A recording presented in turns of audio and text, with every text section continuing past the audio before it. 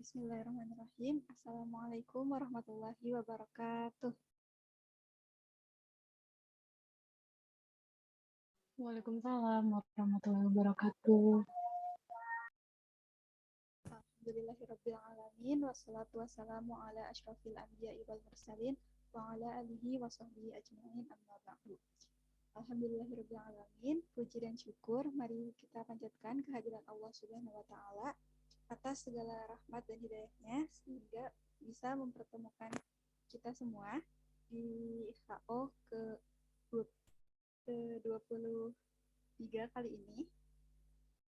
Dan salawat serta salam semoga senantiasa tercurah limpah kepada junjungan. Oh, Afwan, suaranya kedengeran enggak, Kak?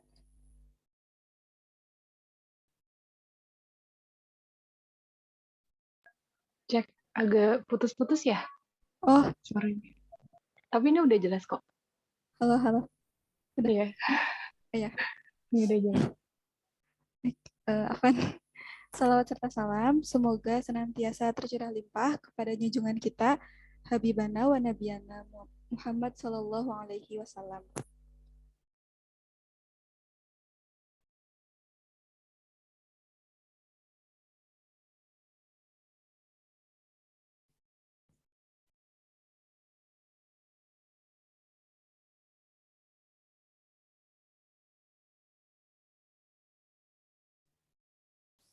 Alhamdulillah, super friend.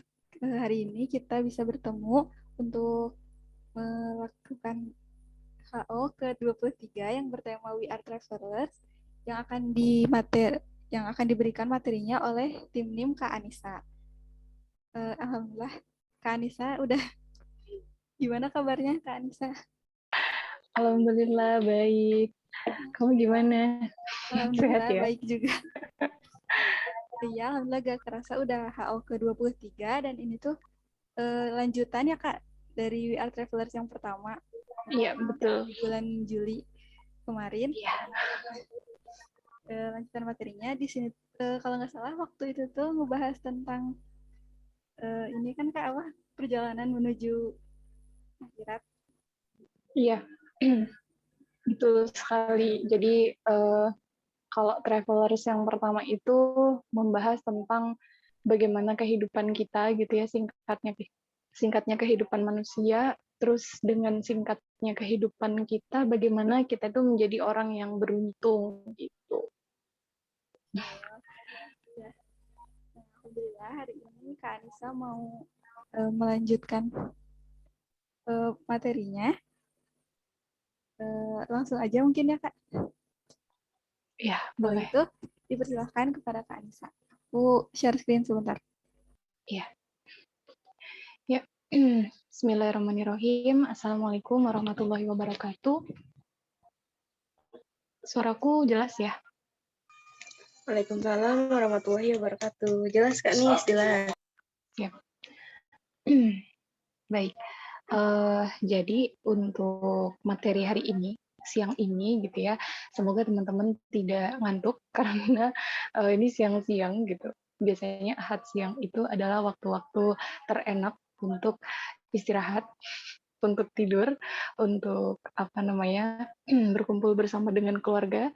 Tapi Masya Allah teman-teman semua cinggutul hari ini ya, bersiap-siap untuk menerima ibaratnya sharing gitu ya, sharing dari aku.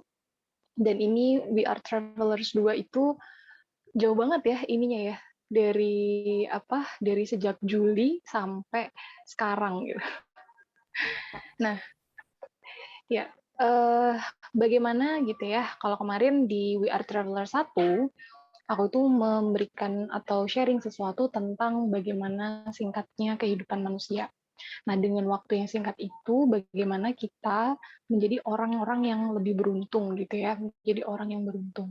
Nah, kemarin masih bersambung tuh ya, tentang ternyata masih ada loh orang-orang yang lebih beruntung lagi dari pembahasan yang sebelumnya gitu. Nah, hari ini kita bahas tentang siapakah gitu ya orang-orang yang lebih beruntung itu dan bagaimana caranya untuk menjadi orang-orang yang lebih beruntung itu.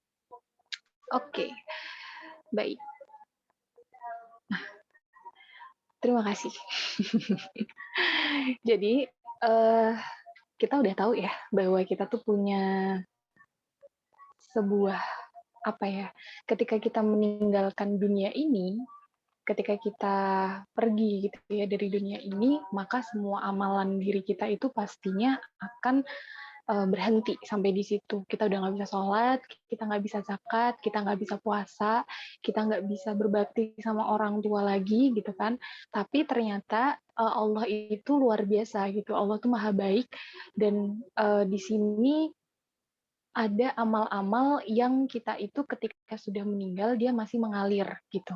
Kita udah tahu ya 3 amal jariah. Yang pertama adalah sodako jariah, yang kedua adalah doanya anak-anak yang solih, dan yang ketiga adalah ilmu yang bermanfaat. Ini mungkin aku yakin banget nih teman-teman di sini yang hadir, insya Allah udah tahu bahwa kita punya kesempatan gitu ya untuk melakukan amal jariah selama kita masih hidup, dan amal ini akan terus mengalir walaupun kita sudah meninggalkan dunia ini dan benar-benar tidak bisa beramal misalnya seperti amal yang aku sebutin tadi. Oke, next. Nah, dengan keterbatasan waktu gitu ya, dengan keterbatasan tenaga, kita terbatas juga biaya yang kita gunakan, mana nih yang kita pilih untuk menjadi amalan andalan? Karena Allah itu paling suka amalan yang kecil, amalan yang tidak besar gitu ya, tapi dia konsisten. Jadi kuncinya itu ada di kekonsistenan kita gitu di dalam beramal.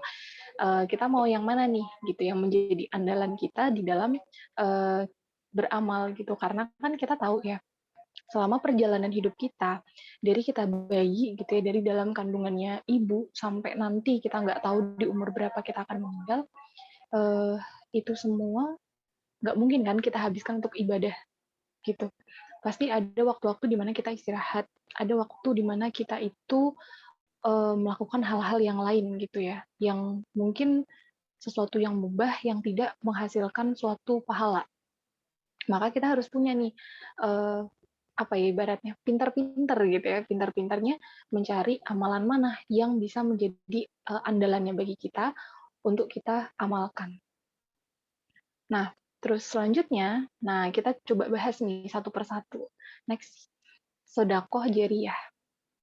Jadi kalau di antara kita, gitu, ada yang dikaruniai Allah dengan harta yang banyak. Nah, ini adalah salah satu kesempatan yang luar biasa nih. Kita dikasih harta yang banyak, tentu nggak masalah buat kita bersodakoh jariah sebanyak-banyaknya gitu ya. Kita berlomba-lomba bangun masjid gitu ya, bangun sekolah, bangun rumah anak yatim. Tapi bagaimana dengan dia yang dompetnya pas-pasan? Kita belum kerja nih Kak, aku belum kerja gitu, aku belum punya banyak uang gitu untuk melakukan sedekah jariah yang misalnya sampai bangun masjid, misalnya sampai bangun sekolah, bangun rumah anak yatim gitu ya, bangun panti asuhan dan lain sebagainya. Aku belum punya banyak uang sampai segitunya gitu, itu butuh banyak waktu yang lama gitu ya untuk menghasilkan banyak uang itu. Maka bisa saja ini tidak menjadi sebuah pilihan bagi kita untuk menjadikan sedekah jariah itu sebagai amalan andalan gitu. Walaupun misalnya kita tetap masih bisa untuk melakukan sedekah jariah, misalnya ya walaupun kita nggak bisa bangun seutuhnya masjid gitu ya, tapi kan kita masih bisa untuk misalnya memberikan contohnya barang-barang yang materialnya gitu ya, materialnya berapa gitu kan, kita masih bisa untuk ngasih itu gitu. Nah, terus selanjutnya, bagaimana dengan yang kedua? Bagaimana dengan mencetak anak solih?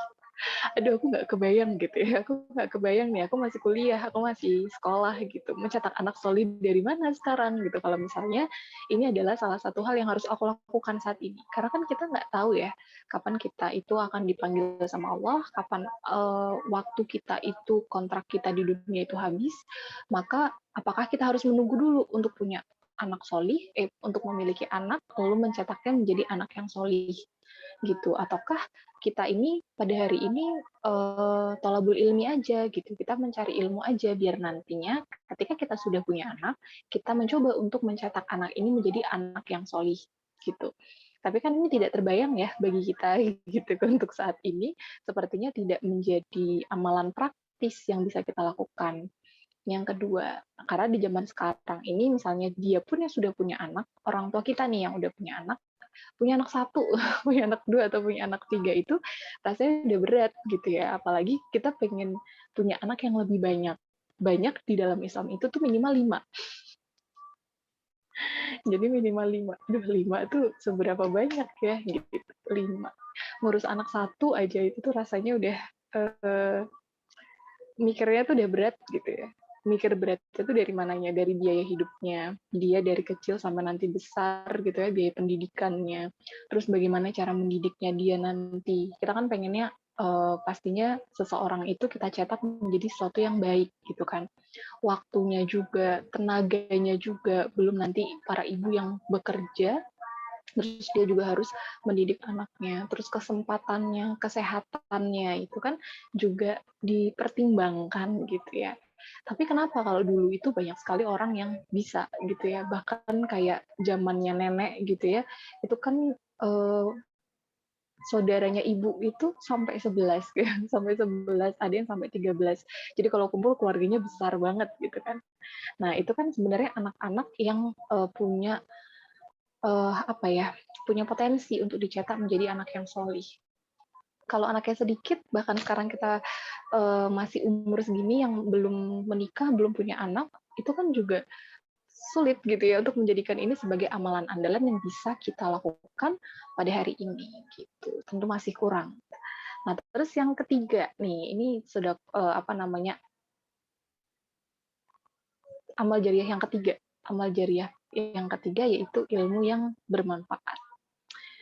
Setiap ilmu yang kita punya, kita kuliah, kita sekolah gitu ya, itu pasti kita dapetin ilmu. Nah, ilmu itu tidak hanya ilmu agama, tapi ilmu dunia sekalipun ketika ilmu itu bermanfaat gitu. Misalnya kita hari ini bisa apa namanya, bisa desain gitu ya, atau kita hari ini bisa editing video.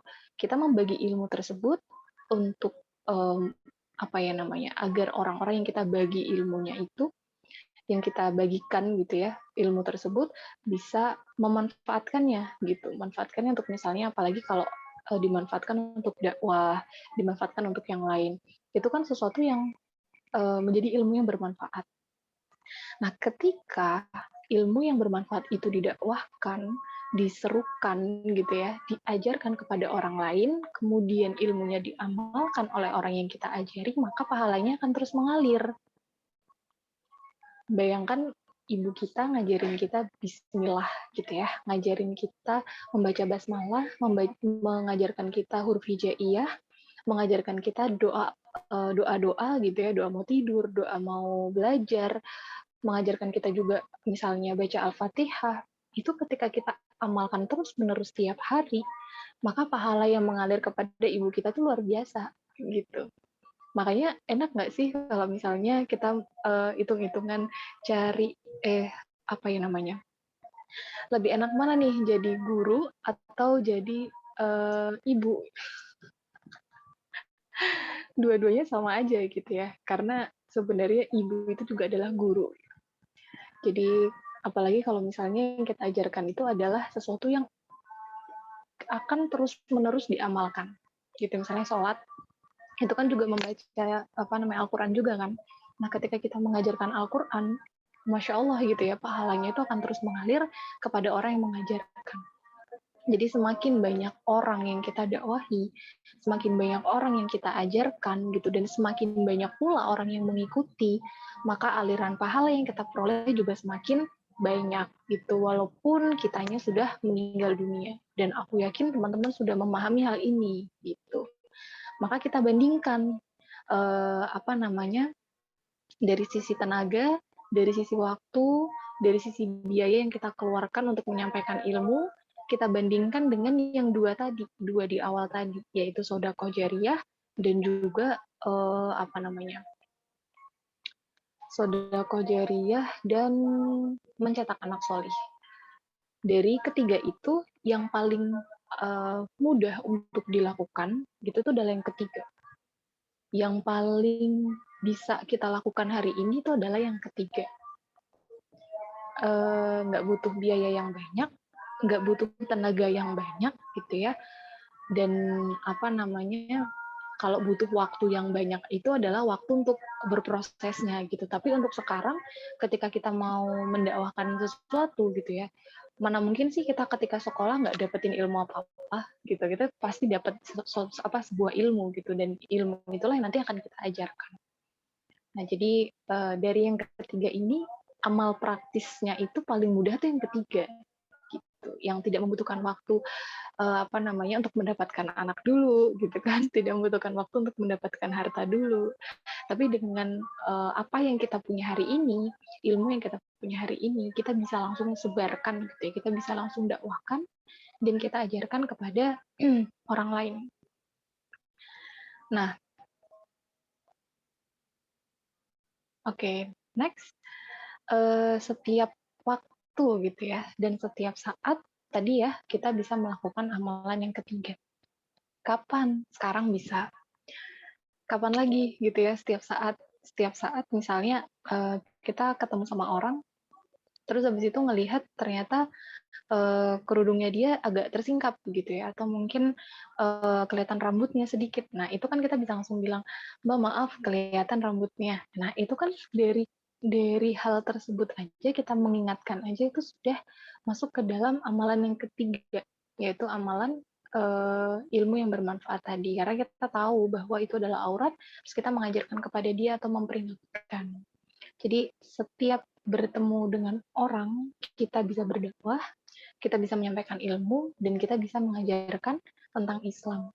Dan berdakwah ini, gitu ya, menyampaikan ilmu ini, itu nggak harus jadi ustadz, nggak harus jadi ustazah, gitu ya.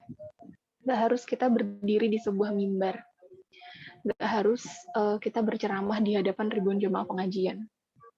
Sama adik kita aja, misalnya satu orang aja tuh sebenarnya bisa, gitu ya, kita lakukan untuk melakukan dakwah itu.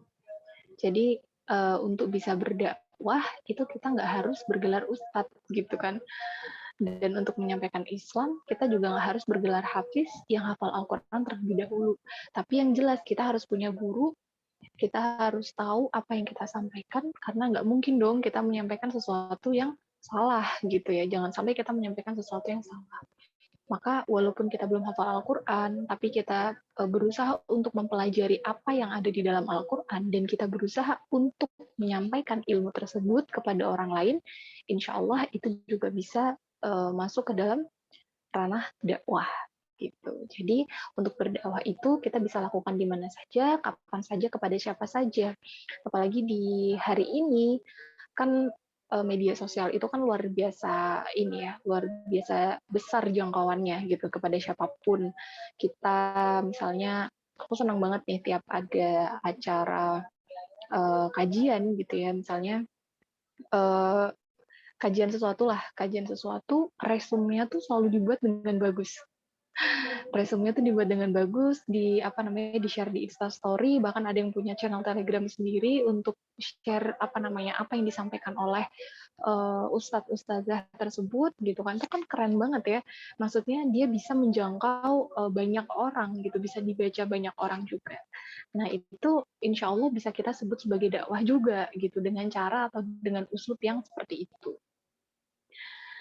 Nah, tapi aku nggak bisa ini Mbak gitu, aku nggak bisa nggak banyak yang aku tahu gitu, tidak banyak hal yang bisa aku pahami tentang Islam.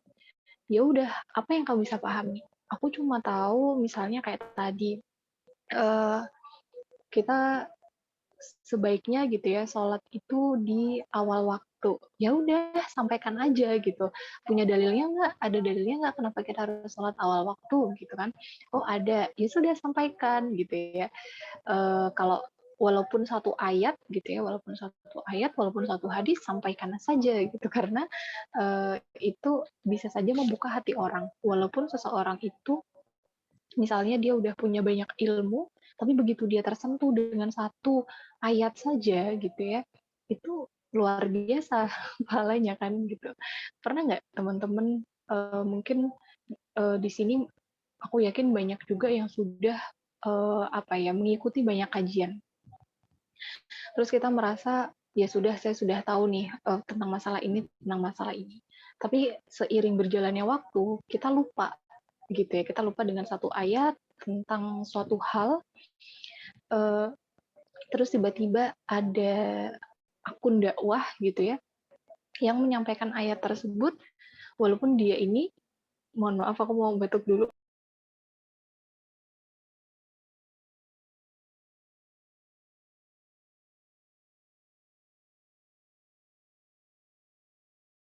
Iya, mohon maaf ya.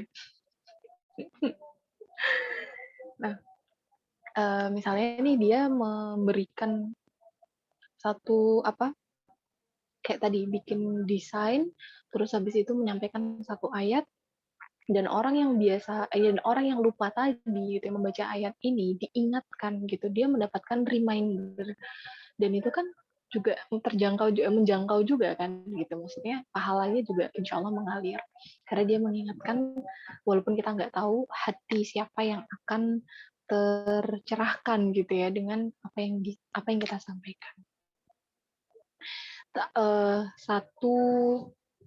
Satu hal ini dari Ustadz Omar Mita gitu. Kalau hari ini tuh kan kita sering banget ya dengar kata-kata mindful. Jadi khusyuk gitu ya, fokus.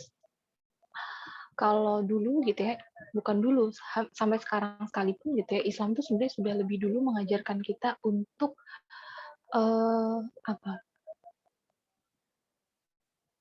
ya khusyuk gitu ya, setiap melakukan segala sesuatu tuh kita melibatkan Allah.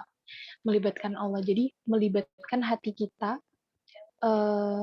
yang itu terikat sama Allah. Jadi misalnya nih, kita sholat, jangan sampai sholatnya kita itu adalah sholat yang ya sekedar kita bangun dari tidur, oh sudah waktunya subuh, kita sholat subuh, setelah sholat subuh kita zikir gitu ya, zikir pagi, baca Al-Quran, tapi hati kita tuh nggak di sana. Pernah nggak ngerasain itu? Jadi kayak rasanya tuh ya udah sholat aja, merasa kayak hampa gitu kan. Nah, itu gitu maksudnya, walaupun bagaimana kita bisa menjangkau banyak orang gitu ya, walaupun kita menyampaikan satu ayat, hadirkan hati gitu, hadirkan hati di setiap penyampaiannya gitu. Ketika kita menyampaikan, ketika kita menghadirkan hati, ketika kita menghadirkan kesadaran gitu ya, kesadaran kita bahwa kita tuh selalu diawasi sama Allah, kita tuh selalu terikat sama Allah gitu. Insya Allah orang yang mendengarkan itu juga akan tersentuh gitu ya, tersentuh karena hati orang itu Allah yang pegang, hidayah Allah juga yang pegang. Kita mendakwahkan itu tidak sekedar hanya ya udah aku menyampaikan, sudah selesai kewajiban saya untuk menyampaikan gitu ya. Insya Allah ini udah ada pahalanya. Tapi kan kita tidak hanya sekedar seperti itu gitu. Kita tidak hanya sekedar mementingkan pahala untuk diri kita, tapi kan kita juga menginginkan kebaikan untuk orang lain gitu ya. Jadi bagaimana caranya agar apa yang kita sampaikan itu tidak sia-sia gitu ya. Apa yang kita sampaikan itu bisa diambil ibrahnya, bisa diambil sebagai sebuah ilmu yang bermanfaat yang bisa dia kerjakan. Kalau misalnya kita cuma menyampaikan, tapi dia tidak mengamalkan, gitu ya, itu kan dikarenakan bisa jadi tidak adanya ikatan itu tadi. Gitu, dan ikatan itu yang bisa mengikat ya cuma Allah gitu kan. Gitu. Jadi semakin rajin kita mendakwahi orang gitu ya, di mana aja, kapan aja kita menyampaikan Islam, maka akan ada banyak pahala jariah yang terus mengalir kepada kita. Apalagi jika yang mendengar dan yang mengikuti ajakan kita itu udah ribuan. Nah, ini teman-teman yang hari ini hadir, kalau yang followers-nya sampai 1.000, sampai 2.000, itu kesempatannya luar biasa loh, gitu ya. Walaupun cuma followers-nya 200, 500 gitu kan, tapi jangkauannya banyak gitu. Apalagi yang hari ini kita dimudahkan untuk bikin bikin reels gitu ya, atau kita bikin video-video pendek. Itu kan jangkauannya kan lebih besar ya daripada kita bikin story atau bikin feed. Nah, itu ketika dibaca orang ya, itu kan jangkauannya makin banyak dan insya Allah pahala jariahnya juga makin banyak. Maka ketika hari ini teman-teman di sini ada yang seorang influencer gitu, wah itu luar biasa banget. Kesempatannya tuh diberikan gitu ya, karena kita diberikan potensi untuk bisa mempengaruhi orang lain, maka tinggal diubah saja konten apa sih yang ingin kita berikan gitu, pengaruh apa sih yang ingin kita berikan, itu choice-nya di kita gitu, pilihannya ada di kita. Maka kita nggak bisa membayangkan lagi gitu ya, berapa banyak lagi pahala-pahala yang mengalir dan terus mengalir kepada diri kita. Kalau ada multi level dosa, maka kita juga ada multi level pahala gitu. Kalau dulu ketika kita jadi K-popers, kita tuh seneng banget ya, getol banget tuh, pengen pokoknya ini orang harus denger apa yang aku suka. Ya kan? Kalau misalnya dulu lagi dengerin dengerin lagunya Suju gitu. Kita tuh pengen banget nih orang kamu harus nggak jalur K-pop bener.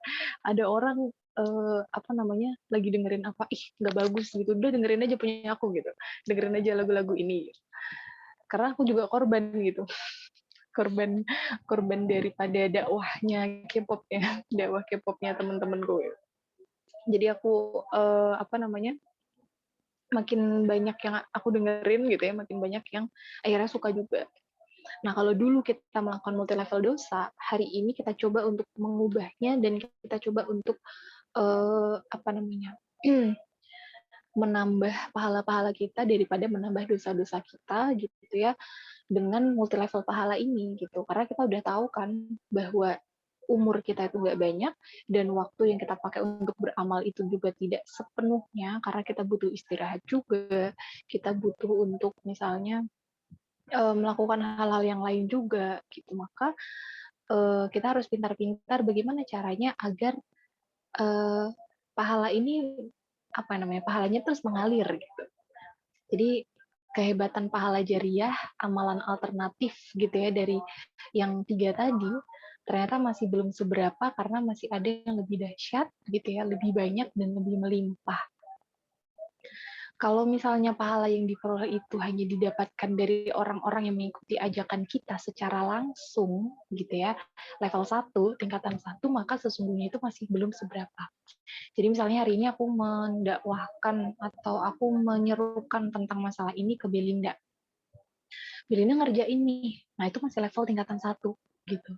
Coba kita bayangkan lagi, kalau misalnya orang-orang di level 1 ini, Belinda misalnya, ngasih pengajaran lagi, berdakwah lagi kepada level di bawahnya, ke orang lain lagi, levelnya 2, orang yang di bawahnya ngasih bawahnya lagi, dan seterusnya, maka berapa banyak pahala gitu yang diberikan kepada orang pertama, dari atasnya tadi, itu kepada bawah-bawahnya. Jadi kayak, kok jadi malah prospek bisnis ya? Jadi malah prospek MLM gitu. Tapi secara logikanya itu seperti itu gitu. Karena semakin gini, kalau misalnya kita punya benda, kita punya roti aja ya, kita punya roti sobek ada tiga ada tiga kotak lah ya, 3 kotak. Nah, kotak itu kita berikan ada 3 kotak, kita satu berikan kepada teman si A, satu kotak kita berikan lagi ke teman si B, kotak yang lain kita berikan ke teman si C. Habis, gitu ya, habis rotinya. Tapi kalau misalnya ilmu, semakin banyak kita berikan ke orang lain, itu balik ke kitanya tuh makin banyak. Jadi, multi level pahalanya tuh gitu. Jadi, ilmu yang kita kasih ke orang lain itu bukannya makin berkurang, ilmu yang kita punya gitu, ilmu yang kita punya tuh makin berkurang tuh itu malah makin banyak gitu. Jadi ilmunya itu makanya kan jangan pelit-pelit ilmu gitu. Kalau misalnya ada orang bertanya, sebisa mungkin ketika kita bisa bisa menjawab, ya jawab aja gitu. Itulah multi level ilmu tadi, multi level pahala. Misalnya contohnya apa? Ngajak sholat berjamaah. Kalau ada seorang laki-laki ngerjain sholat fardu berjamaah, rutin 30 tahun, maka dia akan memperoleh pahala sebanyak, gitu ya, yuk kita matematika ya, 27 itu 27 kali ya derajatnya. Seorang yang berjamaah dikali 5 waktu, dikali 365 hari, setahun gitu ya, dikali 30 tahun.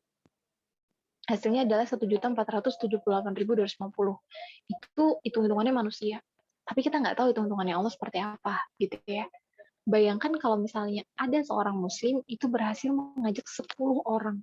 Tinggal dikaliin 10 kan, yang tadi jadinya 14 juta. Kalau kita uangkan gitu, kalau misalnya kita kan nggak tahu ya seberapa banyak angka-angka tersebut, kecuali kalau misalnya kita melihatnya secara nyata, yaitu ya contohnya dengan uang itu tadi 1 juta dengan 14 juta itu kan lebih banyak 14 juta, dan itu pun masih hitung-hitungannya manusia kayak tadi aku bilang, belum hitung-hitungannya Allah gitu. Bisa jadi hitung-hitungannya Allah lebih banyak atau bisa jadi juga lebih sedikit, tergantung dengan niat kita. Nah, kalau misalnya 10 orang di level 2, masing-masing ngajakin 10 orang lagi, kali lagi 10 gitu ya. Kalau misalnya di level 3, dia ngajak lagi 10 orang gitu untuk berjamaah, dikali lagi sama 100 gitu. Maka hasilnya tuh sampai sudah 1 triliun gitu. Artinya orang yang berada di atas tadi, yang memberikan ilmu tadi, yang dari yang pertama tadi, itu juga mendapatkan pahala yang lebih banyak daripada yang bawah-bawahnya gitu. Makanya kenapa kita melihat guru-guru kita, ustadz-ustadz kita, ustadz-ustadzah kita gitu kan, ketika beliau memberikan ilmu itu luar biasa ya. Mau hujan, mau panas gitu kan, mau mendapatkan kendala apapun itu tetap dilakukan gitu, tetap dijalankan karena sudah mengerti, sudah mengetahui seberapa banyak pahala yang bisa beliau dapatkan. Gitu. Jadi amalan jariah inilah yang menjadi amalan andalan yang dia continue, yang dia itu terus-menerus bisa kita lakukan dan sangat mudah untuk dilakukan. Jadi sebenarnya amalan jariah itu tidak hanya sholat gitu ya. Bagaimana kalau misalnya Muslim tadi itu juga mengajarkan tentang puasa, mengajarkan tentang zakat, gitu ya, mengajarkan tentang haji. Ini yang paling banyak juga adalah ketika mengajarkan Al-Quran. Ngajarin baca Al-Quran, ngajarin seseorang itu untuk menghafal Al-Quran, itu juga luar biasa. Banyak banget gitu ya. Apalagi kalau yang di sini ada Umi nggak? Oh, nggak ada. Tadi kayaknya Umi masuk deh. Ngajarin tahsin, memperbaiki bacaan Al-Quran gitu. Itu kan juga Masya Allah gitu. Kemudian ajarannya berlanjut hingga beberapa generasi di bawahnya. Tentu lebih dahsyat lagi pahalanya. Coba kita cek yuk, next lagi. Oke, next lagi. Nah, bagaimana dengan Wali Songo? Ada yang pernah dengar? Kalau orang Jawa pasti dengar. Pasti tahu gitu ya. Wali Songo. Jadi kalau kita membayangkan betapa dahsyat dan luar biasanya pahala gitu ya di dalam sodakoh ilmu, maka kita coba lihat bagaimana Wali Songo itu menyebarkan Islam di Nusantara. Bagaimana Wali Songo menyebarkan Islam di seluruh negeri ini gitu ya, di Nusantara, dan itu diikuti sampai hari ini. Sampai ke bawah. Kalau Maulana Malik Ibrahim, Sunan Gresik mulai berdakwah di Jawa tahun 1392, 1300-an, berapa banyak pahala yang dapat beliau hingga hari ini? 1300, hari ini 2021. Coba, aku nggak mau ngitung ya, pahalanya pasti banyak banget ya. Masya Allah, karena dari beliau Sunan Gresik turun ke bawahnya, turun ke bawah lagi, turun ke bawah lagi, para ulama-ulama yang mungkin hari ini sudah wafat sekalipun, yang beliau ini juga memberi mendirikan banyak pesantren gitu kan. Dari pesantren-pesantren ini tercetak banyak sekali orang-orang gitu, atau santri-santri gitu, santri-santri yang mereka ini dakwahnya juga luar biasa. Terus bagaimana dengan penulis hadis? Nah, para imam Bukhari, Imam Muslim, Imam Abu Daud, gitu ya, Imam At-Tirmizi, yang hidupnya itu 1200 tahun yang lalu. Betapa dahsyat juga gitu ya pahalanya yang sudah menyusun pula gitu ya kitab-kitab fikih yang cakupannya itu juga lebih luas. Lalu bagaimana dengan para sahabat? Para sahabat dan juga Rasulullah. Pahalanya tuh kan luar biasa ya. Kalau misalnya Rasulullah dan para sahabat pada waktu itu ketika berdakwah mendapatkan banyak ancaman, mendapatkan banyak godaan gitu, dan tidak melanjutkan lagi dakwahnya, apakah kita hari ini bisa menikmati Islam? Kayaknya enggak ya, gitu. Apakah di seluruh dunia hari ini tidak ada nggak sih negara yang tidak pernah dikumandangkan azan di sana? Ada nggak hari ini? Kayaknya nggak ada ya. Walaupun misalnya tidak menjadi dominasi atau nggak semua tempat itu ada ada masjidnya, tapi setidaknya pastilah ada yang mengumandangkan azan di sana. Karena Islam itu sudah diikuti gitu ya, diikuti oleh banyak orang di seluruh negeri, seluruh dunia. Pertanyaannya sekarang, loh Kak, kalau kita dibandingin sama para sahabat, terus para imam, terus para ulama-ulama terdahulu yang menyebarkan Islam di Nusantara, kok kayaknya jomplang banget ya gitu. Aku kan aku baru anak hari ini gitu, anak kemarin sore. Terus juga aku tuh anak-anak yang baru hijrah. Dan aku mungkin hari ini masih suka K-pop gitu. Tapi nggak separah dulu karena memang belum bisa untuk benar-benar lepas dari K-pop. Bisa nggak sih kita kayak mereka gitu ya? Bisa nggak sih kita berdakwah juga? Masa apakah Allah tidak memberikan kesempatan bagi kita untuk berdakwah gitu ya? Jawabannya insya Allah bisa. Insya Allah pasti bisa. Karena hal ini tuh adalah choice gitu. Hal ini adalah pilihan kita.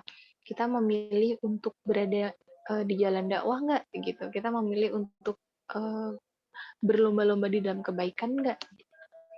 Mereka-mereka tadi, para sahabat tadi, terus juga para ulama tadi, itu adalah manusia seperti kita. Allah menciptakan kita hari ini dengan mereka pada zamannya itu sama gitu. Kapasitas otaknya sama, terus punya akal juga, punya keinginan yang sama, maksudnya itu punya potensi naluri yang sama gitu ya. Jadi sebenarnya sama aja. Kita punya tangan dua, mereka juga sama punya tangan dua. Mereka punya kaki dua, kita juga semua punya kaki dua gitu ya. Mata, telinga, semua sama gitu ya. Jadi dalam artian potensi yang diberikan Allah kepada para sahabat dan juga para ulama pada zamannya dengan kita pada hari ini itu sama. Kalau potensinya sama, berarti bisa nggak kita itu melakukan hal yang sama seperti mereka pada hari ini? Bisa. Insya Allah bisa gitu. Karena potensinya sama. Usia hidupnya mereka juga relatif sama dengan usia kita. Rata-rata yang 60, 70, 80 gitu ya. Kemampuan otak dan otot mereka juga nggak jauh beda sama kita. Lantas, kalau mereka bisa, kenapa kita merasa bahwa kita nggak bisa sih hari ini gitu? Kalau mereka bisa sukses, kenapa kita enggak gitu? Kalau mereka itu bisa hebat, kenapa kita enggak? Kalau mereka bisa mendapatkan pahala yang banyak, kenapa kita hari ini enggak gitu? Apa yang salah dalam diri kita? Ya tentu nggak ada yang salah ya dalam diri kita. Jadi kalau mereka bisa, artinya sebenarnya kita juga bisa untuk melakukan gitu. Kuncinya di mana? Persoalannya adalah kita mau atau enggak. Tapi kan aku nggak bisa berbicara, Kak, gitu. Aku kan introvert misalnya. Aku tidak mau untuk apa, nggak mau muncul, aku nggak mau berada di depan gitu ya. Ngomong kayak gitu berada di depan tuh aku nggak mau. Eee, Sajang Nim itu kan pernah menyatakan ya bahwa beliau ini adalah orang-orang introvert ya, anak-anak introvert. Aku yakin teman-teman di sini K-popers itu adalah anak-anak introvert. Jarang banget ada anak ekstrovert. Karena introvert itu kan bukan berarti antisosial ya, tapi mereka ini lebih nyaman untuk sendiri. Lebih nyaman untuk sendiri, lebih nyaman untuk ya nggak ketemu banyak orang gitu kan. Tapi ketika ada sebuah amalan yang kita tahu ini akan menyelamatkan kita di akhirat kelak gitu ya, tempat di mana kita itu akan berada di sana selama-lamanya, maka kenapa nggak kita lakuin? Maka kenapa nggak kita coba belajar gitu ya? Masalahnya ada di keinginan kita, mau nggak gitu. Bukan masalah bisa atau enggak. Bisa pasti bisa kok, semua dilatih pasti bisa. Uh, tapi kan aku kalau misalnya ngomong tuh pasti tremor duluan gitu ya, pasti deg-degan duluan, mules duluan gitu. Nah itu udah biasa gitu, itu setingkat coach-coach gitu ya, trainer-trainer yang mereka sudah bertahun-tahun sekalipun, ketika menyampaikan sesuatu karena menganggap hal itu penting gitu ya, maka dia pasti deg-degan, maka dia pasti apa yang namanya nggak tenang gitu, gelisah, takut ada apa-apa dan lain sebagainya. Tapi serahkan semua hal-hal yang belum kita ketahui itu kepada Allah gitu. Yang bisa kita usahakan adalah kita mau nggak gitu. Kita mau nggak untuk belajar, kita mau nggak untuk bersungguh-sungguh gitu untuk mewujudkan hal itu. Kalau mau, insya Allah bisa gitu ya. Kenapa enggak gitu kan? Nah, dakwah dan mengaji. Ketika kita berdakwah, kita udah sebenarnya gini, kita itu diberikan kemampuan sama Allah tuh sama. Kemampuan yang sama, kesempatan yang sama, gitu ya. Tinggal mau nggak kita memanfaatkan hal itu. Kalau hari ini kita melihat para influencer itu kan mudah banget ya untuk memberikan memberikan opini-opini mereka, pendapat-pendapat mereka, yang ketika orang melihat itu, mereka jadi tertarik gitu ya. Mereka jadi cenderung kepada influencer ini dan mengikuti apa yang dikatakan. Tapi kan kontennya beda. Konten yang mereka berikan itu kan bisa jadi adalah konten-konten yang tidak sesuai dengan Islam. Kalau misalnya mereka aja berani menyampaikan hal itu, kenapa kita nggak berani? Gitu. Kita udah ngaji loh. Kita udah setidaknya tahulah 1-2 ayat yang insya Allah bisa kita dakwahkan kepada orang lain. Kenapa kok kita malu? Kenapa kok kita nggak mau? Gitu kan. Kita kan sebenarnya tinggal melangkahkan kaki kita untuk dakwah, kita lakukan lagi dakwah, terus berdakwah, ketika ada kesalahannya kita coba untuk meluruskan, ketika kita misalnya nih, tapi aku kalau misalnya mau menyampaikan, aku takut salah, gitu. Ada kesempatan kita untuk belajar. Kalau misalnya kita tiba-tiba nih mengisi sesuatu, terus kita ditanya tentang sesuatu yang kita tuh nggak tahu tentang hal itu, ya udah, tinggal bilang, kita jujur bahwa kita ilmunya belum sampai di sana, mohon maaf, ilmu saya belum sampai di sana gitu ya. Jadi mungkin bisa ditanyakan kepada orang lain yang lebih mengetahui gitu. Itu adalah apa ya? Bikin kita bukannya down, malah buat kita jadi terpacu untuk lebih banyak lagi lebih banyak lagi untuk mencari ilmunya, lebih banyak lagi untuk mengkaji hal tersebut gitu. Tapi agar kita punya tadi ya amunisi untuk berdakwah, kita punya senjatanya untuk berdakwah, maka konsekuensinya harus ngaji. Jadi dakwah sama ngaji itu nggak boleh terpisah. Kalau kita dakwah terus tapi kita nggak ngaji, lah yang disampaikan apa? Gitu kan. Kita ngaji terus tapi kita nggak dakwah, lah ilmunya ini kok jadinya tidak bermanfaat untuk orang lain gitu kan, ilmunya kita ambil sendiri. Padahal ilmu itu akan jadi lebih banyak dan ilmu itu akan menyelamatkan diri kita ketika kita lupa, kita futur, kita lalai. Ilmu itu nantinya Allah itu akan memberikan pertolongan kepada kita melalui ilmu yang kita berikan kepada orang lain. Jadi misalnya nih, kita futur, kita pernah menyampaikan hal ini kepada orang lain tentang futur ini dan kita sendiri tuh lupa. tiba-tiba orang tersebut Allah datangkan, Allah munculkan untuk memberikan peringatan kepada kita. Itu luar biasa loh gitu. Akhirnya kita semangatnya tuh naik lagi. Dan ini adalah penyelamat bagi kita gitu ya, penyelamat kita di dunia. Sekaligus nanti insya Allah menjadi penyelamat kita di jannah gitu ya, penyelamat kita di akhirat. Maka tetap ngaji ya gitu ya. Jadi mereka nggak bisa dipisahin. Kalau kita dakwah tapi kita nggak ngaji, ya bye-bye gitu ya. Itu ilmunya ilmu apa yang diberikan gitu ya. Multi level apa yang diberikan gitu. Tapi kalau kita ngaji terus tapi nggak dakwah, ya buat apa ilmunya gitu. Apakah ilmunya itu hanya cukup kita doang gitu. Kita udah rugi banyak waktu tapi kita nggak dapet pahala apa-apa gitu. Hanya dapet pahala ngajinya aja, tapi nggak dapet pahala multi level tadi. Beda ya, kalau ini analogi lain, pedagang sama pengusaha. Pedagang itu yang ngejualin apa yang dia beli gitu. Dia beli terus dia jualkan, dia beli dijualkan, beli jualkan. Itu pedagang.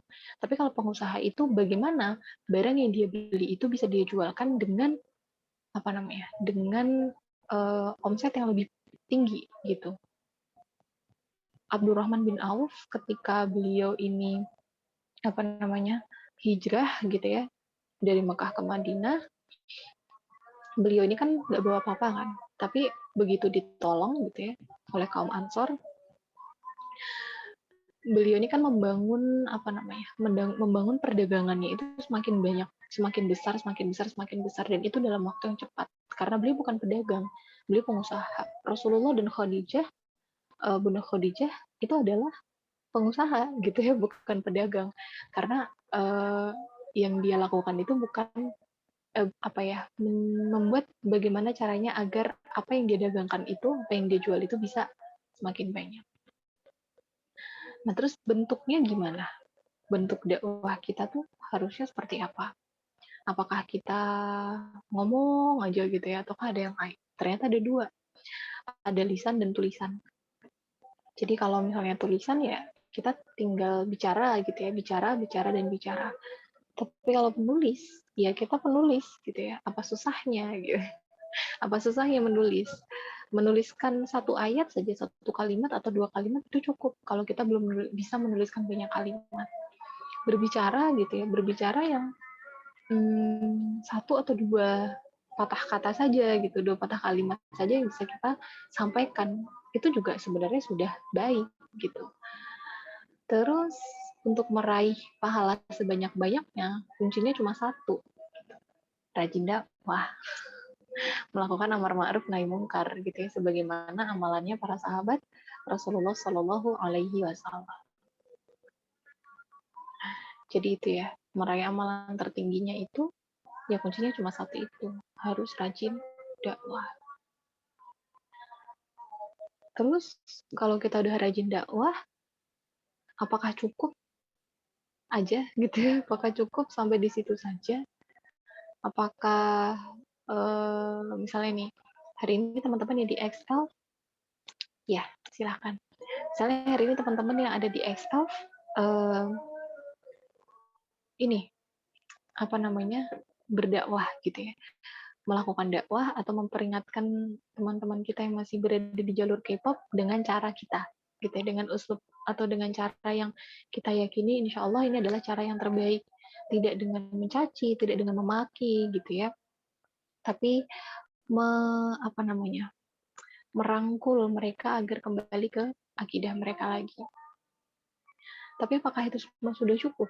Gitu ya. Apakah kita akan hanya terus-terusan seperti ini saja? Ketika kita mendakwahi, tapi ternyata yang jadi K-popers itu makin banyak gitu. Hari ini yang jadi K-popers itu ya, yang dulunya kita K-popan, kita K-dramaan, mereka yang getol banget untuk bilang, ih apaan sih K-drama gitu, apaan sih K-pop gitu. Tapi hari ini mereka balik. Kita yang udah udah mentas gitu ya, kita udah keluar daripada laut, merekanya malah nyemplung gitu. Baru mencoba. Dan itu masih ada fase dan step-step yang lebih panjang lagi untuk menyadarkan mereka. Gitu. Ternyata belum cukup ya, gitu. Ternyata belum cukup hanya dakwahnya seperti ini. Karena ternyata makin banyak orang yang masuk ke dalam K-pop dan ini sistemik gitu. Sistemik itu berarti tidak ada hal yang mungkin bisa membuat mereka jengah gitu, berhenti gitu untuk melakukan atau untuk K-popan ini tadi.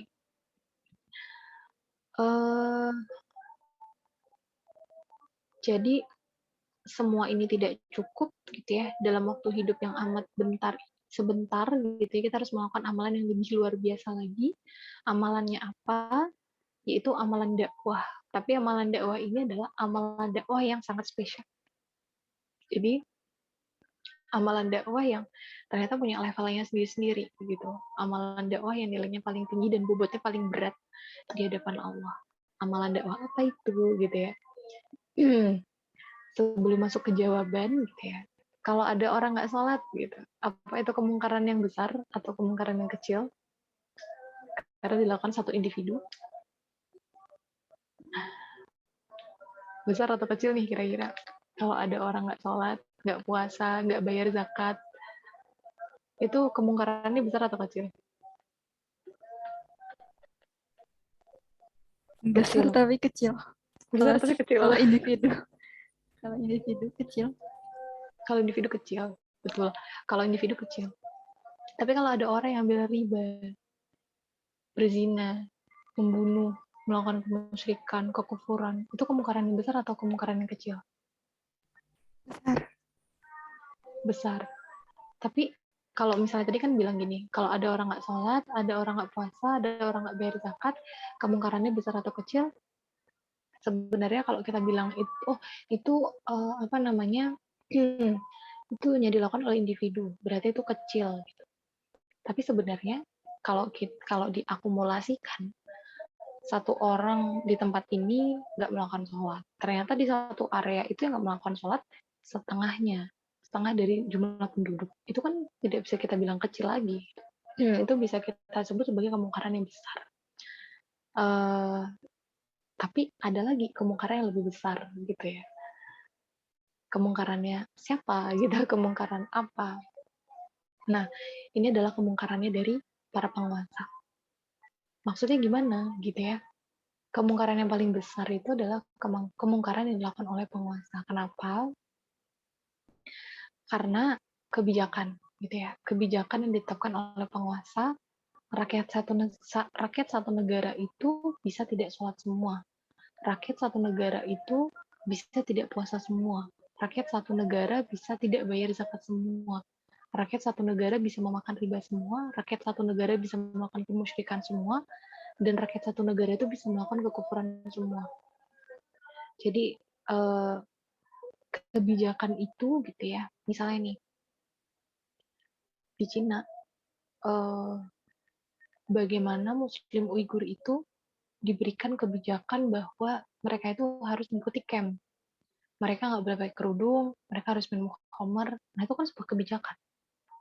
Siapa yang melindungi mereka, gitu ya? Bisa membuat satu suku itu, satu etnis itu nggak sholat semua. Satu kebijakan itu bisa membuat satu etnis itu nggak bayar zakat semua, minum khamar semua, makan kemungkaran semua, gitu kan? Dan itu adalah dari siapa? Ya dari penguasanya. Jadi itu kemungkaran yang paling besar yang ditetapkan oleh penguasa. Jadi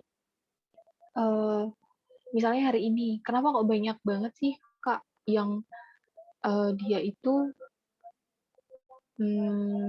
pemerkosaan terjadi banyak banget gitu ya. Padahal kan dia sudah menutup aurat, tapi kan dia sudah ya menutup aurat tadi gitu ya. Dia sudah menutup aurat, tapi kok dia tidak kok pemerkosaan tuh banyak lagi. Apakah pemerkosaan itu, pelecehan seksual itu tidak berhubungan dengan pakaian yang dipakai gitu ya? Karena orang-orang yang memakai kerudung saja masih saja bisa dilecehkan gitu lah orang-orang. Berarti ini salah laki-lakinya nih gitu yang tidak bisa menjaga pandangan gitu. Salah laki-lakinya juga nih yang tidak bisa menjaga nafsu. Teman-teman, perempuan laki-laki gitu ya, itu diberikan Allah itu potensi untuk melestarikan keturunan. Artinya mereka punya nafsu, mereka punya keinginan untuk keinginan untuk melangsungkan keturunan tadi gitu ya. Berarti kalau disuruh jaga pandangan gitu ya, tapi bagaimana dengan perempuan yang tidak menutup auratnya? Kan tidak ada kebijakan dari negara untuk menutup aurat. Karena masalah aurat itu, gitu ya, badan itu pada hari ini dipermasalahkan sebagai sebuah hak individu.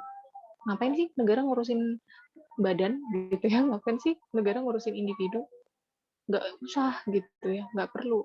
Dan pemerkosaan yang terjadi itu bukan karena individunya yang salah, bukan karena perempuan yang salah pakai pakaian seperti ini. Kalau misalnya laki-laki tiap hari di media sosial, di tempat-tempat ramai, di tempat-tempat umum, di tempat-tempat publik, mereka tuh ngelihat perempuan-perempuan seksi, melihat perempuan-perempuan yang tidak menutup auratnya, terus naunya itu terstimulus gitu ya, atau terangsang, maka dia itu bisa jadi bisa menyalurkannya kepada siapa saja.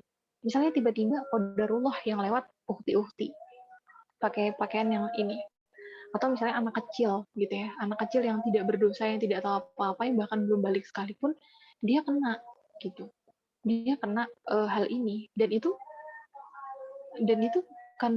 lagi-lagi bukan salah laki-lakinya gitu. Maksudnya gini, bukan salah laki-lakinya itu tidak sepenuhnya salah laki-laki gitu. Laki-laki juga salah kenapa tidak menundukkan pandangan gitu kan. Tapi bagaimana cara menundukkan pandangan di tempat umum, di tempat publik? Apakah seorang itu tidak boleh untuk bersosialisasi di tempat umum gitu kan? Itu tadi maksudnya tuh pada hari ini dipermasalahkannya di situ.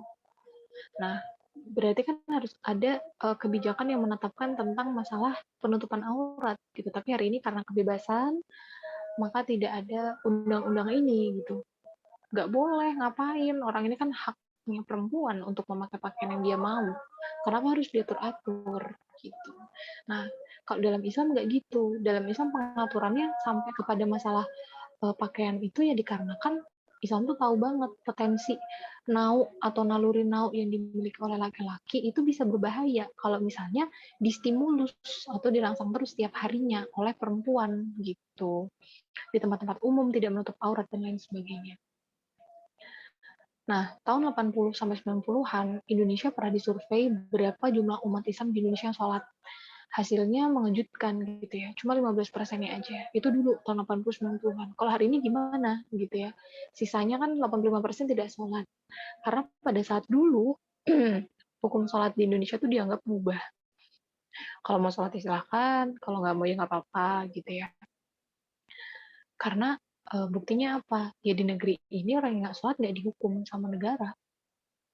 Kalau hari ini orang sholat dihukum sama negara, orang nggak sholat dihukum sama negara, mana ada orang yang mau sholat? Semua sholat, walaupun tidak menghadirkan hati sekalipun, mereka tetap sholat, karena takut akan hukuman tadi.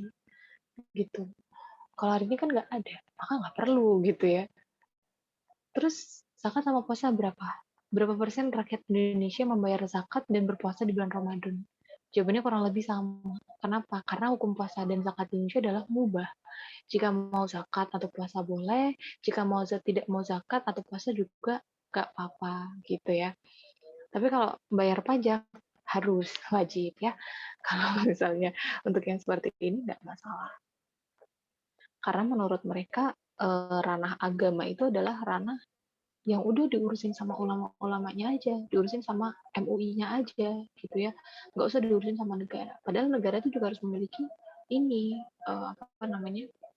peraturan seperti ini. Terus sama kerudung gimana? Berapa persen muslimah di Indonesia yang pakai kerudung? Karena gini, hukum memakai kerudung itu adalah mubah. Yang wajib itu ya pakai helm gitu ya. Kalau misalnya dua orang muslimah kalau naik sepeda motor, yang satu pakai kerudung tapi nggak pakai helm, terus yang satu lagi pakai helm tapi nggak pakai kerudung, yang ditilang siapa? Yang pakai kerudung ya. Ya ini kalau digabung hukumnya. Jadi kesimpulannya di Indonesia tuh pakai helm hukumnya wajib, masalah keselamatan di dunia, keselamatan lalu lintas, tapi kalau pakai kerudung itu hukumnya mubah, gitu ya. Nah, terus ada lagi hukum riba. kalau hukum riba di Indonesia itu adalah wajib gitu. Karena menurut Undang-Undang Perbankan Indonesia, setiap transaksi utang piutang dalam perbankan itu wajib menggunakan bunga atau riba. Padahal dalam Islam riba itu jelas hukumnya haram gitu ya, nggak boleh. Terus ada lagi sumber kemungkaran yang paling besar. Jadi kesimpulannya kalau penguasa salah dalam menetapkan hukum apa, maka seluruh rakyatnya bisa mungkar secara terpaksa maupun secara sukarela. Gitu. Ada kan ada ya undang-undang yang tentang ini, perbankan. Artinya sumber dari segala sumber kemungkaran yang paling besar itu adalah kemungkaran yang berasal dari hukum yang ditetapkan oleh penguasa. Gitu. Jadi itu apa ya? Itu kemungkaran ya, itu kemungkaran. Dalam dakwah itu apa? Amar ma'ruf, nahi mungkar, menyerukan kepada yang ma'ruf, menarik diri atau menarik orang lain daripada yang mungkar. Nah, maka kemakrufan yang paling tinggi itu adalah dengan gitu. Kalau tadi kita sudah menemukan jenis kemungkaran yang paling tinggi derajatnya, maka kita bisa langsung menemukan jenis kemakrufan yang paling tinggi. Itu kemakrufan yang paling tinggi itu adalah ketika kita itu menyerukan gitu ya, menyerukan syariah Islam gitu ya, kema'rufan yang berasal dari syariah Islam, kebaikan yang berasal daripada syariah Islam yang ditetapkan oleh penguasa karena bisa menyebabkan seluruh rakyatnya makruf secara sukarela maupun terpaksa gitu. Jadi semuanya itu poinnya itu ada di hukum apa sih yang diberikan oleh penguasa kepada kita hari ini. Tapi masalahnya gitu ya, kita tuh siapa sih? Kita tuh siapa sih? Gitu. Kita itu bukan manusia yang penting gitu.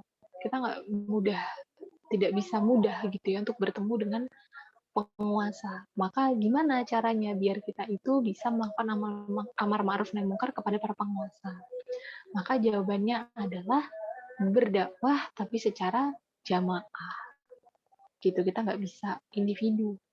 Tiba-tiba gitu ya, Pak Jokowi, tolong dong kita kita sebagai perempuan tolong dong diadakan satu undang-undang mengenai pakaian perempuan. Kapan kita bisa menyampaikan kepada presiden?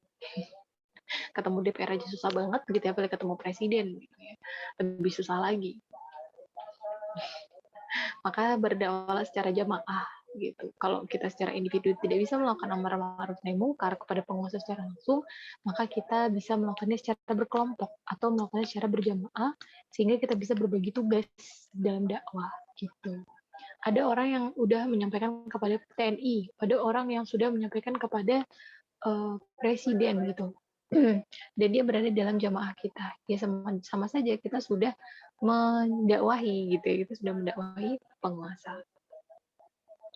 Maka sebenarnya wajib ya, selain kita berdakwah secara individu gitu ya, secara individu kita wajib untuk berdakwah, tapi wajib juga bagi kita untuk bergabung kepada kelompok atau jamaah dakwah yang amalan utamanya adalah melakukan amar ma'ruf kepada penguasa agar penguasa tersebut meninggalkan hukum-hukum yang tidak sesuai dengan Islam gitu ya, untuk menerapkan syariat Islam secara kafah. Kalau kita bergabung gitu ya dengan jamaah dakwah, kemudian kita mau bersungguh-sungguh dan terus-menerus melakukan amar ma'ruf kepada penguasa, maka insya Allah kita akan dapat meraih pahala yang setinggi-tingginya di sisinya Allah. Apakah itu sudah cukup? Ya, ternyata belum cukup. Masih ada puncak pahala jariah gitu. Masih ada lagi ternyata ya. Masih ada lagi yang paling tinggi, yaitu untuk mengetahui puncak paling tinggi pahala jariah, sebenarnya kita tinggal menggabungkan ketiga hal tadi ya. Kalau yang hari ini yang kita bisa lakukan mungkin nomor 3 aja. Tapi ketika kita sudah menikah, kita sudah punya anak, kita coba untuk menggabungkan yang nomor 2. Terus kita berusaha memperbaiki perekonomian kita. Kita coba yang pertama, gitu. Jadi menggabungkan ketiga amal jariah tadi untuk pahala yang lebih tinggi. Jadi puncak paling tinggi daripada pahala jariah dalam menggabungkan ketiga hal tadi, mencetak jika kita ingin mendapatkan puncaknya lagi, maka kita juga harus melakukan apa ya, pencetakan terhadap kader-kader dakwah sebanyak-banyaknya. Wah, ini lebih lebih tinggi lagi gitu. Tapi terus Kak, aku bingung nih, aku harus mulai dari mana nih? Aku harus mulai dari mana? Ya, mulailah dari yang paling mudah kita lakukan tuh apa pada hari ini. Aku paling mudah untuk melakukan amar ma'rufnya itu via WhatsApp, via Instagram nih Kak, gitu. Aku mau bikin konten-konten mengenai dakwah. Boleh gitu. Seorang ilustrator sekalipun juga bisa gitu membuat hal ini. Misalnya dia bikin komik tentang sesuatu yang berhubungan dengan dakwah, bisa juga gitu. Dan kita harus giat gitu ya. Kalau ini lebih kepada nantinya ketika kita sudah sikoh atau kita udah apa ya, kokoh gitu ya, kita sudah kokoh dengan dakwah kita, maka selanjutnya adalah mencetak gitu ya, mencetak kader-kadernya gitu. Karena kan kita nggak mungkin ya sampai di kita kan kita meninggal aja nggak tahu kapan, umur kita juga nggak lama, maka siapa yang akan melanjutkan estafet dakwah? Nah, itu yang harus kita cetak dulu. Penerusnya siapa? Nah, jadi kayak tadi turun-menurun gitu ya. Kader-kadernya harus diberitahu tentang dakwah apa yang seharusnya diinginkan. Begitu. Jadi kesimpulannya adalah dakwah atau menyampaikan ilmu yang bermanfaat dunia dan akhirat kepada orang umum adalah amalan yang spesial. Bisa dilakukan kapan saja, bisa dilakukan di mana saja, dan bisa dilakukan kepada siapa saja, tetapi bisa menghasilkan pahala yang tidak henti-hentinya. Dakwah kepada penguasa itu adalah amal yang sangat spesial, dan dakwah untuk mencetak kader dakwah yang berdakwah kepada penguasa adalah amal yang sangat-sangat spesial. Jadi yang paling tinggi lagi, paling tinggi lagi. Oleh karena itu, kita harus siap untuk terus mengaji, kita harus siap untuk terus berdakwah bersama dengan jamaah yang berjuang untuk menegakkan syariat Islam secara kafah, baik pada level individu, keluarga, masyarakat, maupun negara. Gitu ya. Ini adalah harapan daripada ketika kita lahir, biasanya teman-teman bapak atau teman-teman ibu itu kan ngasih kado gitu ya, terus tulisannya semoga menjadi anak yang solih, menjadi anak yang solihah, berguna bagi nusa, bangsa, dan negara. Nah, ini sebenarnya di situ gitu ya. Levelnya individu, keluarga, masyarakat, maupun negara, kita memberikan manfaat kita sebanyak-banyaknya. Insya Allah siap ya. Insya Allah siap. Baik, itu saja Kak Belinda. Assalamualaikum warahmatullahi wabarakatuh.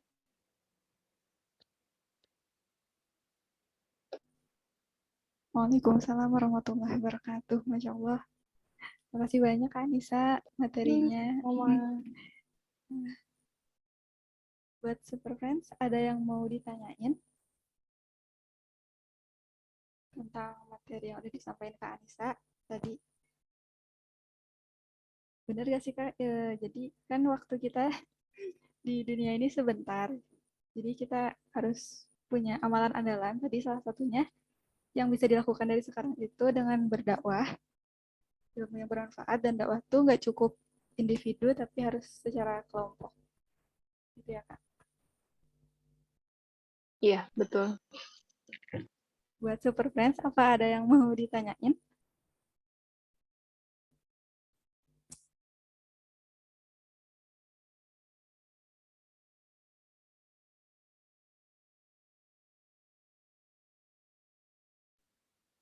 Kayaknya udah pada paham semua ya. Insya Allah kayaknya paham semua Kak.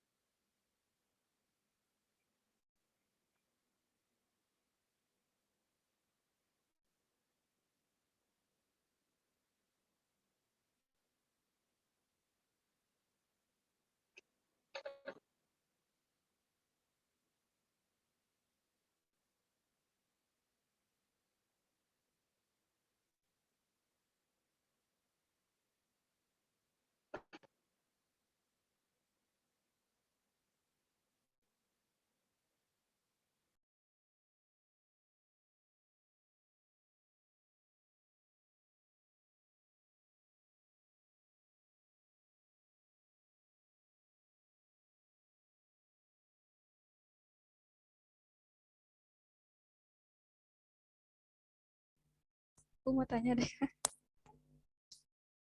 Ya, boleh, silakan. Kan tadi kayak yang Kak Anissa bilang, apa sumbernya tuh ada di sistemnya. Kan sekarang di Indonesia itu sistemnya masih jauh dari syariat gitu. Nah, sikap kita sebagai muslim itu harus gimana dengan apa ya kebijakan yang melanggar syariat, apa harus tetap diikuti apa gimana? Ya, Masya Allah. Pertanyaannya menantang ya. Melihat kenyataan pada lapangan gitu ya. Di lapangan tuh seperti apa sih? Kita memang tidak bisa menafikan ya bahwa pada hari ini itu memang kita tidak berada di suatu hidup di bawah kebijakan-kebijakan yang ideal bagi seorang muslim. Masih banyak sekali peraturan-peraturan yang kita itu tidak bisa gitu ya untuk menaati gitu. Misalnya contohnya apa, riba. Ini kan mau di mana-mana gitu ya. Sama gitu. Mau di mana-mana tuh sama. Kita nabung dapat bunga. Kita pinjam uang sekalipun di bank juga dapat bunga gitu. Kalau nabung dapat tambahan uang, kalau misalnya pinjam uang, kita mengembalikan lebih banyak. Dan bunga ini berputar. Kita jangan pikir kita dapat tambahan uang itu malah semakin untung gitu. Padahal itu adalah uang yang kita dapatkan itu adalah uang dari orang-orang yang tadi berhutang, yang dia itu mendapatkan yang dia itu wajib gitu ya, wajib untuk membayar hutangnya lebih banyak gitu ya. Yang harusnya dibayar 100 juta, dia harus membayar 125 juta. 25 juta itu kemana? Ya dibagikan ke orang-orang yang meminjam uang gitu, sebagai salah satu keuntungan daripada menabung. Kalau dipikir-pikir, bagaimana misalnya kita melihat ada orang berhutang itu sampai jatuh bangun untuk membayar hutangnya dia, membayar hutangnya pun juga membayar riba ya, membayar bunganya saja, itu kan kalau kita melihat bagaimana usahanya, itu kan kayaknya zalim banget ya kalau uangnya itu dipakai untuk dibagi gitu. Dan itu juga bisa jadi masuk ke kasnya bank gitu, untuk menggaji para karyawan. Tapi walau alam ya, kalau misalnya dalam sistem penggajiannya seperti apa. Tapi yang jelas uang-uang itu, yang namanya uang tambahan itu bukan hak kita gitu. Jadi bukan hak kita dan bukan kewajiban kita untuk membayar kembali. Nah, pada hari ini kebijakannya di UU Perbankan pun seperti itu gitu. Syariah, tapi kan aku pakai syariah gitu. Aku pakai bank syariah. Bank syariah ini juga sebenarnya basisnya gimana sih? Namanya akadnya wadiah gitu ya. Ada dua akad gitu, wadiah sama mudorobah. Kalau yang wadiah itu kan berarti kita cuma nitip, kita nggak dapat bunga sama sekali gitu ya. Terus nggak ada biaya admin dan lain sebagainya. Tapi kalau mudorobah, dia itu tiap tahunnya dapat bagi hasil. Bagi hasil ini apa? Kita inian apa gitu kok dapat bagi hasil. Nah, bagi hasil ini juga sebenarnya kurang baik gitu ya, kurang hasan. Maka kita sebut juga apakah bank syariah ini juga bagus gitu ya, maksudnya juga benar-benar syar'i. Tapi ternyata tidak.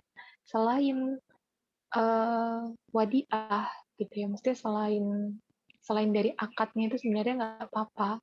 Tapi kan kalau misalnya kita menitipkan, akadnya kan nitip ya. Orang nitip itu kan berarti nggak boleh dikelola, nggak boleh diputer-puter gitu kan. Kalau kita nitip ke satu tempat, ya kita ngambilnya tempat itu. Tapi kan sekarang karena kemudahan yang banyak gitu kan, jangkauannya itu juga luas. Semua orang itu hari ini mana sih yang nggak pakai bank? Yang nggak nyimpan uang di bank?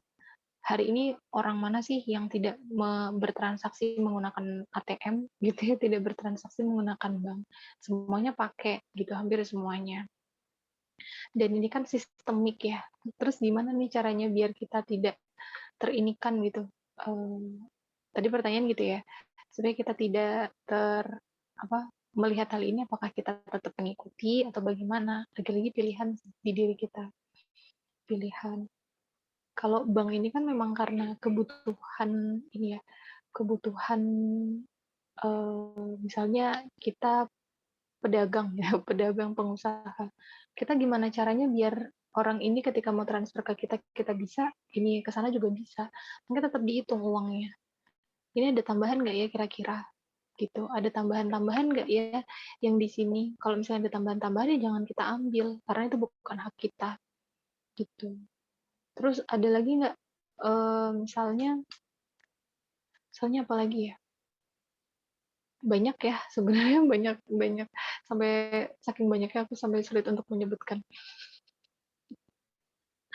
hal-hal gitu ya yang kita tuh nggak boleh melakukan. Kalau memang misalnya itu tidak diperbolehkan ya nggak usah dilakukan. Kalau dalam Islamnya nggak boleh ya nggak usah dilakukan. Contohnya yang ini tuh gini, misalnya teman-teman ada yang masih SMA nggak? Atau masih sekolah yang sekolahnya itu, Billy masih SMA. Iya. Coba. Kalau yang masih SMA itu kan kadang ketika kita olahraga itu kan ada seragamnya. Nah, seragamnya ini kan seragam apa nih? Kedua pakainya celana sama Celana. celana kan pasti nggak mungkin seragam ini tuh nggak pakai celana. Masih mending kalau celananya panjang ya, karena kita pakai kerudung gitu. Tapi ada juga yang celananya itu pendek pendek banget gitu, pendek banget. Nah, ini gimana? Ya kita akalin gitu, gimana caranya biar kita bisa untuk menjalankan syariat bahwa celana itu adalah pakaian yang kita pakai di rumah,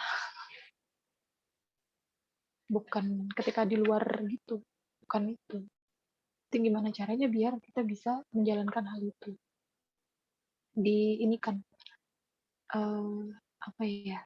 Pakai trik gitu, pakai trik gimana caranya. Pramuka juga sama. Pramuka kadang kan ada outbound ya. Outboundnya tuh gimana? Wah dia harus pakai celana olahraga. Ya mau nggak mau kita tetap harus pakai rok gitu, pakai gamis.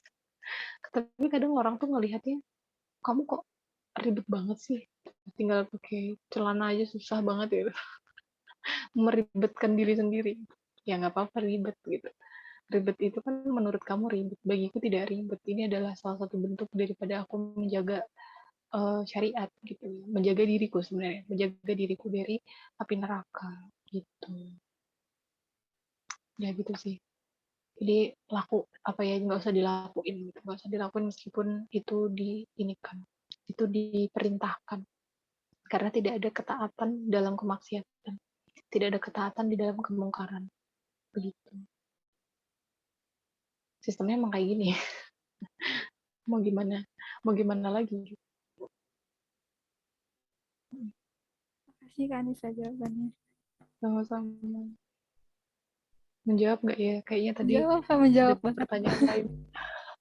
Tadi kayaknya ada pertanyaan Alhamdulillah lain. terjawab. Alhamdulillah. Super friends yang lain?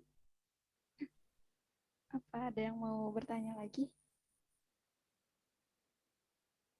Semoga nggak pada hilang ya. Soalnya itu siang-siang itu adalah saat-saat terbaik untuk tidur. Apalagi hari Ahad, besok sudah mulai sekolah, sudah mulai beraktivitas lagi.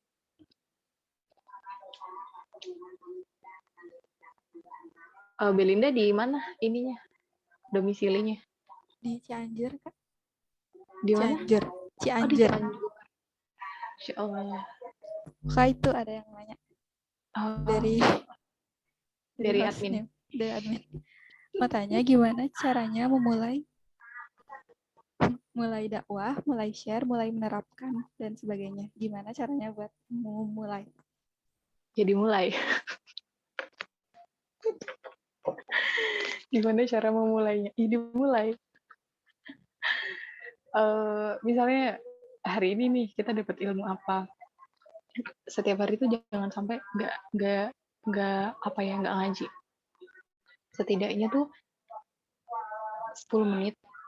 Itu kan ada kajian-kajian ini ya, ada kajian-kajian apa? Oke. Ada kajian-kajian apa sih namanya? Kajian-kajiannya 10 menit gitu ya. Booster, terus ada juga kajian-kajian yang mungkin nggak lama sih, nggak harus lama. Kan biasanya kadang kajian 2 jam, 1 jam gitu ya. Yang 30 menit aja. Kita coba membiasakan diri untuk ikutin setiap kajian itu, entah waktunya bisa diatur sendiri gitu ya. 30 menit aja dalam sehari pasti bisa ya. Setiap hari kita coba untuk ini kan, kita coba catat ilmu apa sih yang kita punya gitu. Setelah itu baru kita coba untuk misalnya ada yang suka bikin konten, ya udah dibikinin aja kontennya kayak gitu. Kontennya mudah-mudah aja. Kalau kata guru aku, beliau tuh gini, kalau punya sesuatu gitu ya, kita ingin berdakwah, jalan gitu. Nggak usah berpikir nanti gimana ya orangnya. Ada orang nggak ya yang mau mendengarkan dakwah saya? Ada orang nggak ya yang mau follow saya gitu?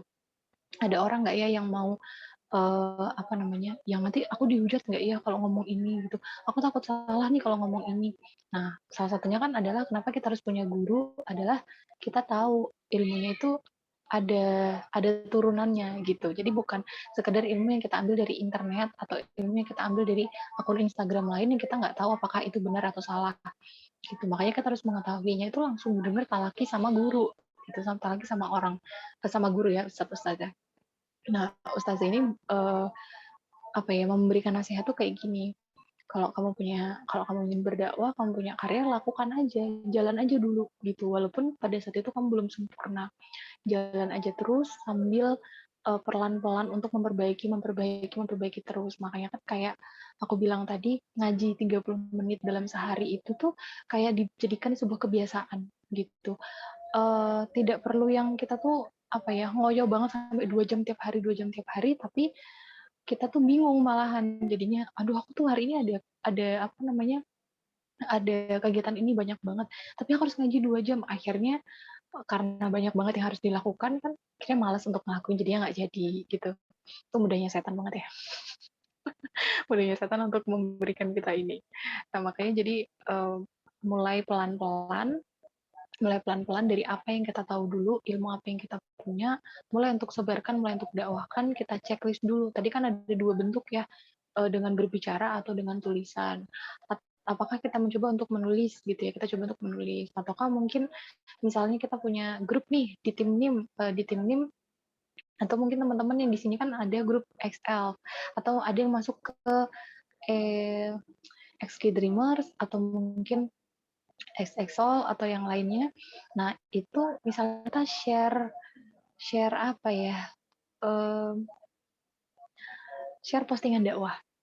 Share postingan dakwah itu ke grup, atau kita share postingan dakwah itu ke WhatsApp story, atau mungkin ke Instagram story atau yang lain. Jadi nggak ada hari tanpa kita tuh belajar. Dan kalau misalnya tapi nanti kalau aku buka Instagram tuh jadinya malah teralihkan. Ya udah berarti ditentukan saja jamnya gitu, ditentukan saja waktunya, di blok time-nya di blok. Sekarang aku mau nyari konten dakwah apa saja yang bisa aku jadikan sebagai bahan untuk berdakwah gitu. Tapi yang penting adalah cari guru dulu, ya cari guru dulu dalam ketika kita berdakwah begitu. Atau mungkin kita kalau misalnya belum ketemu sama guru, kita coba untuk merangkum atau ngeresum kajian-kajian daripada Sajang NIM kayak gitu. Kita coba untuk melihat hari ini kita punya potensi apa sih? Aku punya potensi nulis. Oke, aku nulis. Kalau aku punya potensi berbicara, oh mungkin aku bisa bikin podcast nih gitu. Atau mungkin kalau misalnya aku punya potensi ngegambar gitu atau ngedesain sesuatu, ya udah aku pakai potensi itu. Jadi kita coba temukan potensi kita dulu apa, terus kita cari gurunya, kita coba untuk membagikan gitu, share aja, share gitu. Tapi kita sebelum nge-share harus benar-benar mengecek lagi gitu ya, dicek lagi apakah ini benar atau salah gitu. Karena kalau nggak dicek gitu, ya udah khawatirnya kita malah memberikan sesuatu yang salah, ilmu yang salah kepada orang lain. Tapi yang tadi Sodako Jariah sama mencetak anak solih, jangan lupa ya, mencetak anak solih, kalau cetakannya belum solih, ya gimana mencetaknya. Jadi belajar lagi, mengkaji. Gitu insya Allah. Oh,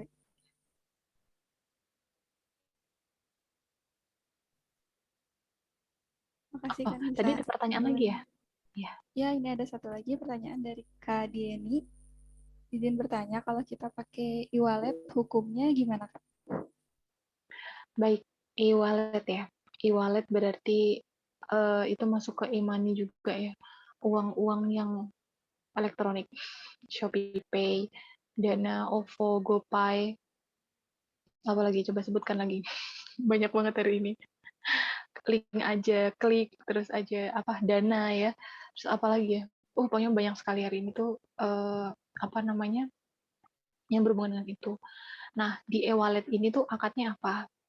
Apakah kita hanya menyimpan uang untuk kita pakai di lain itu, atau kita itu pakai untuk melakukan transaksi. Transaksi itu gini misalnya, kita ada kita ada wifi di rumah, terus kita mau bayar nih, tapi ternyata bayarnya nggak bisa kalau via Indomaret. Oh ya udah, kita pakai di situ pilihannya misalnya ada GoPay, ada ShopeePay, pakai Dana, pakai yang lain-lain, pakai yang lain-lain. Oh, aku pakai GoPay aja karena aku punya Gojek kan. Terus habis itu transfer ke GoPay itu sesuai dengan dana yang mau kita bayarkan. Jadi kayak cuma lewat doang ya. Kayak cuma lewat doang, bayar administrasi 2.000 kayaknya 2.000 atau 2.500 di GoPay itu. Yaudah, itu cuma lewat. Jadi kita tidak menyimpan uang di GoPay, yang mana ketika kita menyimpan uang, Gojek, Grab, Shopee itu kan punya promo yang luar biasa banyak ya. Kamu kalau pakai ShopeePay, nanti bisa dapat voucher gratis ongkir. Kalau kamu pakai apa namanya GoPay bisa bisa apa namanya bisa naik GoCar atau GoRide itu dengan diskon gitu ya kalau kamu pakai GoPay. Atau misalnya ada promo-promo menarik kalau misalnya kamu pakai GoPay ketika pesan GoFood, ketika pesan makanan gitu, ketika pesan makanan. Nah, promo-promo yang seperti itu tidak boleh dipakai gitu. Penjelasannya ada di feed-nya Benefico tentang ShopeePay ya. Kalau misalnya teman-teman belum lihat tentang ShopeePay, tentang apa namanya dana-dana seperti itu. Karena kan kayak kita akadnya di situ apa sih gitu. Akadnya apakah menyimpan uang, deposit atau bagaimana? Kalau menitipkan uang berarti ya udah dititipin tanpa ada embel-embel keuntungan-keuntungan yang lain gitu. Kalau mau nitipin, kalau nitipin dengan embel-embel, oh ada ini, nah itu yang nggak nggak boleh gitu. Nggak bolehnya mungkin nanti bisa dicek di ininya ini ya, di apa di feed-nya Benefico itu jelas banget insya Allah untuk penggunaan e-wallet yang seperti itu. Dana misalnya, Dana kan juga eh, bisa dipakai untuk nyimpan uang, bisa dipakai untuk yang lain-lain. Misalnya kita bayar sesuatu gitu ya, ya udah pakai debit aja gitu, pakai debit aja. Misalnya kita nggak ada uang cash gitu. Kalau e-wallet, apalagi untuk dapetin promo-promo makanan, biasanya itu anak kos gitu ya, sering pengen dapetin promo-promo makanan, syaratnya harus pakai Dana gitu, atau syaratnya pakai kartu kredit apa. Nah itu kan adalah apa ya, marketingnya bank, marketingnya bank dan marketingnya aplikasi gitu. Itu sih Kak Dini. Alhamdulillah, insya Allah terjawab ya, Kak. Ya, Kak Dini. insya Allah. Apa masih ada lagi yang mau bertanya?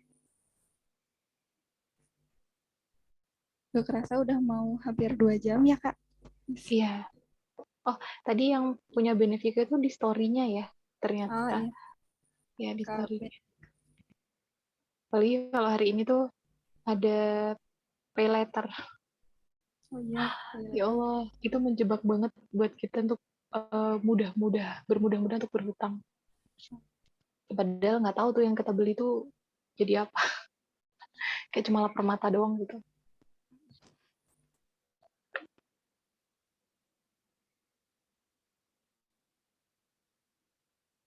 Dah. Kang. Alhamdulillah. Sepertinya ditutup aja ya Kak. Udah Ya. nggak ada lagi yang bertanya. Insya Allah materi yang disampaikan dari Kak Anissa dan juga tadi tanya jawabnya semoga dapat difahami oleh superman semua dan juga diamalkan. Dan khususnya buat Kak Anissa, juga kila khairan kathiran. Semoga ilmu yang sudah kakak dakwahkan juga bisa menjadi ilmu yang bermanfaat kayak tadi yang kita tutup aja pertemuan kali ini dengan membaca kifaratul majlis. Subhanakallahumma wa bihamdika asyhadu an la ilaha illa anta astaghfiruka wa atubu ilaik. Terima kasih kepada super friends semua yang sudah menyempatkan waktunya ikut di HO kali ini. Masih bertahan 9 orang. Alhamdulillah. Terima kasih banyak Kak Anissa. Semoga ilmunya bisa bermanfaat. Aku tutup. Mohon maaf bila terdapat banyak kesalahan sebagai MC. Wassalamualaikum warahmatullahi wabarakatuh. Waalaikumsalam warahmatullahi wabarakatuh. Assalamualaikum. Wa iyakuna. Maaf ya kalau ada kesalahan.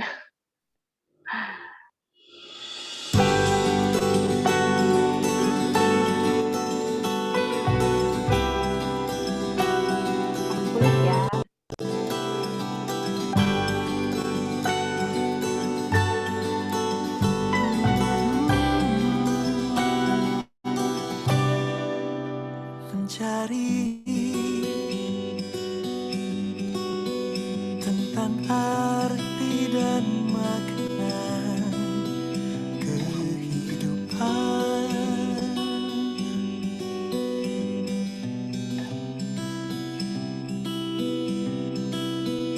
melangkah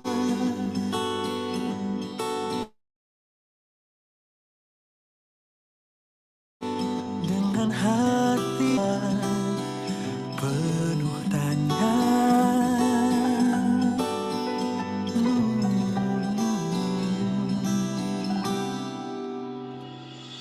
Dari mana, untuk apa, dan akan